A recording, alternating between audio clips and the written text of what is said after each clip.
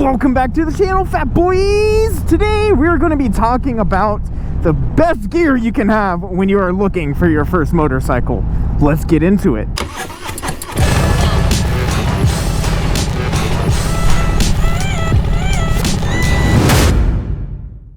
So welcome all you new squidlets wanting to get into the motorcycle lifestyle.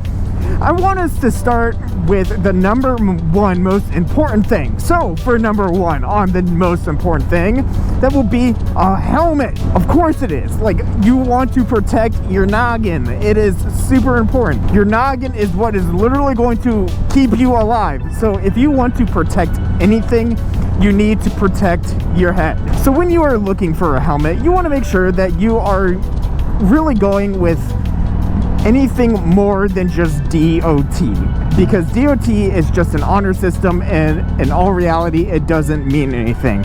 There's a video out by Fortnite that really explains the differences in how those systems work. He does it really well. I'm going to link it up in the corner for all you people that want to watch that. Highly recommend to go and watch it. Essentially, DOT is just an honor system, so it's really not anything to truly trust. When you are picking out a helmet, I really do recommend going with at least an ECE rating. There's differences between ECE and Snell, and then there's also MIPS. MIPS is being the holy grail of a helmet. You can still get a helmet with ECE rating for as low as about $100, maybe just a little bit over. So it is very doable for almost anyone to get a helmet and to start out with a very good helmet. When you're paying for a more expensive helmet, you are not paying for better protection. You are just paying for maybe nicer features, nicer finishing, nicer decals, and nice and more comfortable liner. But protection, it will always be there, especially when you pick ECE. And so now, number two, the second most important thing you need to buy when you are getting into motorcycling, in my opinion, is gloves. Because when you fall down, what is the first thing that you will do? You are going to stick your hands out to try and stop your fall. So you're going to want gloves, so that way when you do fall, you're not going to tear them little digits up.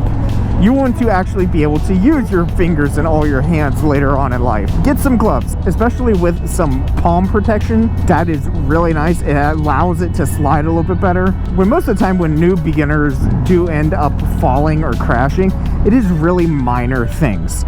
It is as simple as just you come down to a stoplight and you just misplace your foot and you fall. So when you do that, you're going to want to protect your hands. And when you do fall like that, it leads us to number three, the third most important thing you want to get. And I will say that is your boots. You actually want to get proper motorcycle boots. Motorcycling boots are amazing. They have the right amount of ventilation so your feet don't get all swamp-assed. And they also have ankle protection, so when you do fall. Because when you do miss your foot and the motorcycle falls on top of you, you want some ankle protection so you don't have any broken ankles. So when you are picking out motorcycle shoes, you want to make sure that they do go over the ankle and that they do have ankle protection. And another really important thing about motorcycle shoes is that they have the right amount of grip on them on the bottom. They have generally oil repelling technologies on the bottom of the soles, so that way you're able to not have to worry about your feet slipping. But sadly to say, motorcycle shoes are actually pretty expensive in comparison to the regular shoes. So if you feel like you can't afford motorcycle specific shoes, what I really am going to recommend are some non-slip boots. They are pretty much perfect. They have everything except the ankle protection.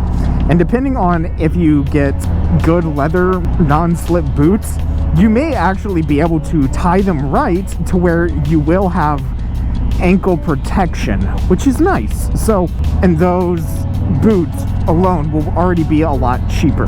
So there are other options out there for you, but the big things that you want to know is ankle protection, ventilation, and non-slippage. Those are the three big things for motorcycle boots that you're going to want to keep an eye out for. And then for number four, we're going to be talking about jeans. Because again, when you are first learning out, you're generally going to be staying much slower speeds. So you want to protect your legs and your skin there. And I'm also going to kind of throw in the jacket in there at the same time. Because a good motorcycle jacket and jeans, or just pants in general, they kind of go hand in hand for me. Jeans, regular jeans, and a long sleeve hoodie they really won't protect you when you go down on the road and you're moving. It will take half a second, even in jeans, for you to be sliding and that fabric is just gone. And then your skin is on the road. It's not worth it.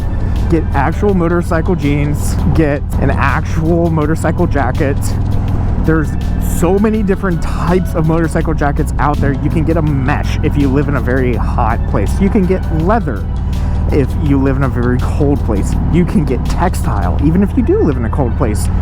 And there's so many things you can do for where you live, and so many different styles that will fit any of your styles out there, you little squids. So the big reason that I'm packing those two together is because they really are there just to kind of protect the major parts of your skin.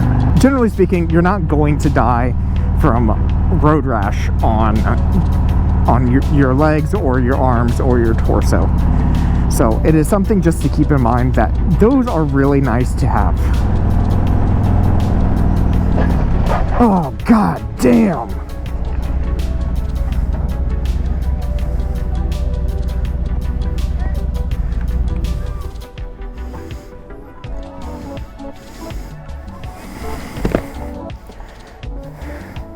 You good, dude? You good? Can you go call 911? I know. Go call 911.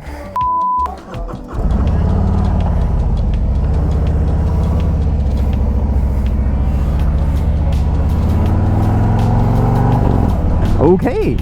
So, this is why you wear gear, people. Why you wear leather gloves. Exactly for those reasons. If you want to see that video from that motorcycle crash right there, it's gonna be right up there in the corner, so make sure you go and watch that too. Holy crap. I'm just glad everyone was there. Everyone turned out safe for the most part. Everyone's alive, that's all that really matters. And so going along with the gear things, it's not really another thing you need to buy, because once you get all of those gears, the important thing about having gear is making sure you use it right. If you have a helmet on, make sure it's actually strapped. Make sure your jacket is actually closed, that way it can protect. Make sure your boots are laced up. Make sure you just are wearing everything properly, or otherwise it's not going to be able to work properly. Just like a seatbelt. If you click the seatbelt and it goes across your waist and across your chest, it will keep you alive 9 out of 10 times. But if you just have it go around your back and it's only going across your waist, your chest is still going to go flying forward and you're going to nail your head on the steering wheel. It doesn't work as well as it's designed to that way. So make sure you use your gear as it's intended to. So with that, make sure all you squids stay nice and safe out there. So if you like this content, make sure you go ahead and hit that thumbs up button. I really appreciate it. It really helps out the algorithm. Make sure you go ahead and hit that subscribe button down below, and I'll catch y'all in the next one. Peace.